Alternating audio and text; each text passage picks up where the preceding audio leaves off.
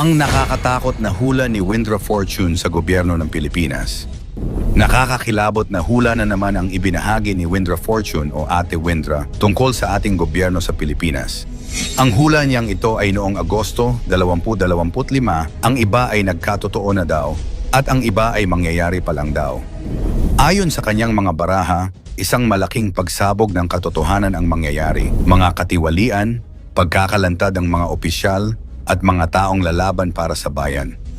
Ayon kay Windra, huwag susuko ang mga mamamayan dahil lalabas ang katotohanan. Kaya heto na ang 10 nakakakilabot na hula ni Windra Fortune tungkol sa gobyerno ng Pilipinas. Pang-10, ang lihim na DPWH scandal.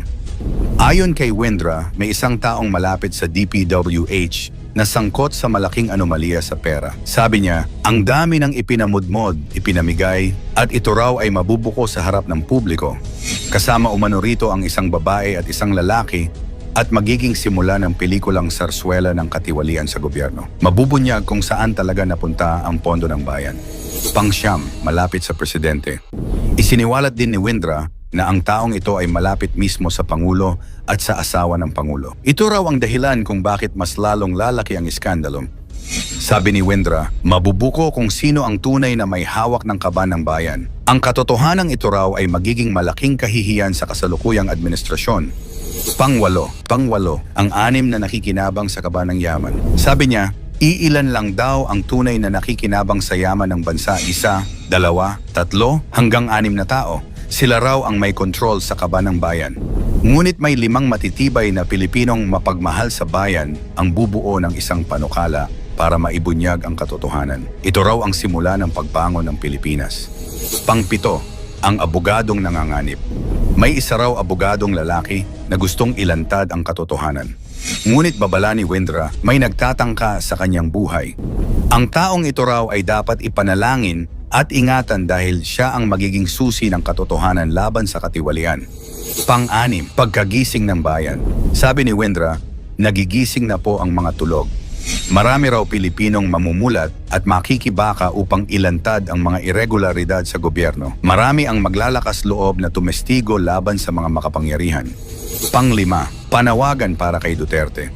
Isa sa pinakadirektang sinabi ni Windra ay ang panawagan na maibalik ang dating Pangulong Rodrigo Duterte. Sabi niya, ang dating presidente ay dapat maibalik dahil siya ay nasa linya ng universal power. Ayon sa kanya, si Duterte raw ay walang kasalanan. Lalabas ang mga testigo na maglilinis ng kanyang pangalan. Pang-4, ang pagtatangka na itago ang katotohanan. Babala ni Windra, may mga gumagawa ng mga drama at kwento para ilipat ang atensyon ng publiko sa ibang issue. Ngunit kahit anong pagtatakip, sabi niya, hindi na po kasi universe na po ang gumagalaw. Ibig sabihin, ang tadhana na mismo ang kikilos upang mabunyag ang katotohanan. Pang-8, pag-angat ng bagong mga leader.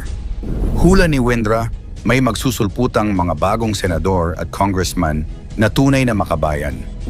Sila raw ang magsasama-sama para ayusin ang gobyerno at labanan ang korupsyon. Ang mga ito ay mabubuting tao na dadalhin ang good energy ng universe. Ayon pa sa kanya, isa sa mga titingalain ng bayan ay si Senator Chis Escudero dahil hindi siya nagpailalim sa mga utos at nanindigan sa tama. Pangalawa, ang inosenteng babae. May isang babaeng leader daw na pinipiringan at pinipilit itali ng mga kalaban. Sabi ni Windra, nakapiring siya pero makakalaya rin. Ito raw ay tumutukoy sa kasalukuyang vice-presidente na anyay walang kinalaman sa mga katiwalian sa budget. Sa tamang panahon, lalabas ang katotohanan at lilinis ang kanyang pangalan. At ang ating number 1, muling pagbangon ng Pilipinas. Sa huli, sinabi ni Windra na muling babangon ang Pilipinas. 3 malalaking problema daw ang masusolusyunan bago matapos ang termino ng kasalukuyang Pangulo. Kasama rito ang pagbubunyag ng mga katiwalian, hustisya sa mga inosente, at pagbabalik ng tiwala ng taong bayan. Sabi ni Windra, magtatagumpay po ang Pilipinas dahil ang universe na mismo ang kikilos para sa katotohanan.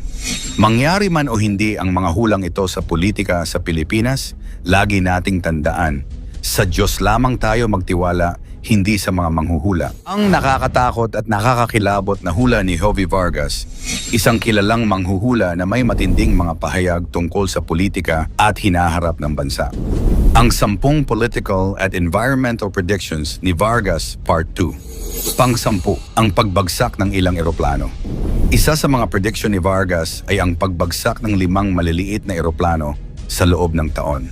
Ayon sa kanya, hindi ito magiging malalaking commercial jets, kundi mga private o regional aircraft. Bagamat hindi pa nakukumpirma ang eksaktong bilang, may mga naitalang maliliit na insidente ng plane crashes nitong nakaraang mga buwan.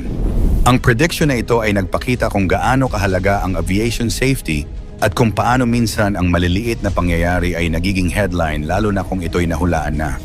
Pang-siyam, bagyo at bagong virus.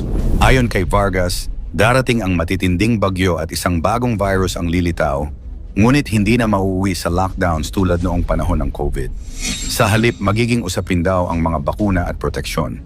Kung titignan, totoo ang bahagi ng bagyo taon-taon naman, talagang dumadaan ang malalakas na bagyo sa Pilipinas. Tungkol naman sa virus, may mga pananaliksik ngayon na nagbababala sa mga bagong variants at maging sa mga posibleng bagong sakit na pwedeng lumabas.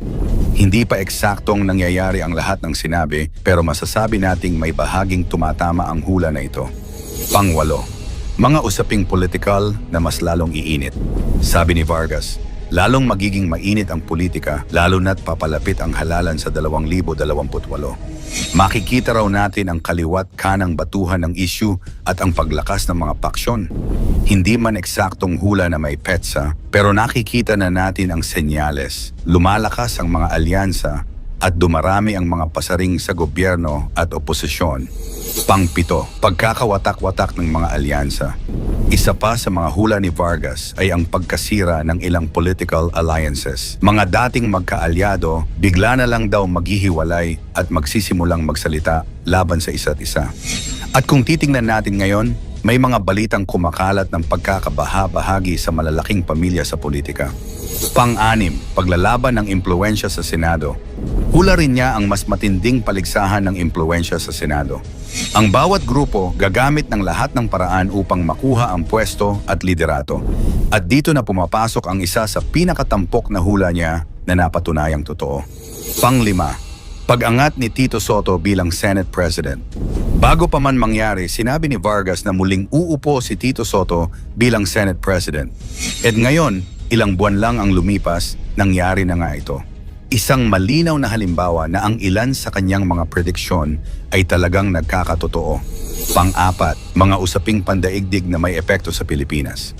Kasama sa mga pahayag ni Vargas ang posibilidad ng tensyon sa West Philippine Sea at kung paano ito makakaapekto sa politika ng bansa. Ayon sa kanya, ito raw ay magiging isa sa mga malaking punto ang debate sa mga susunod na taon. Pangatlo, ang pag-usbong ng bagong leader. Hula rin niya na may mga bagong pangalan na sisikat sa politika, hindi galing sa tradisyonal na pamilya, kundi mula sa mga progresibong hanay. Ang mga ito raw ay magbibigay ng bagong kulay sa politika, bagamat haharap sila sa matinding pagsubok mula sa mga lumang dinastiya. Pangalawa, mga panibagong kilos protesta.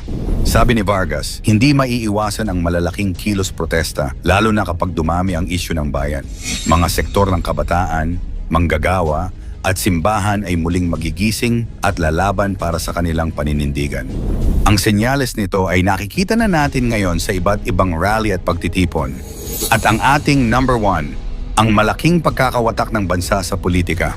Ito ang pinakamalakas na hula ni Vargas na darating ang panahon ng matinding pagkakawatak-watak ng bansa sa politika. Hindi man literal na hatiin ang teritoryo, pero sa ideolohiya, pananaw at suporta sa mga leader, magiging mas malalim ang banggaan. Nakikita na natin ang mga unang palatandaan nito.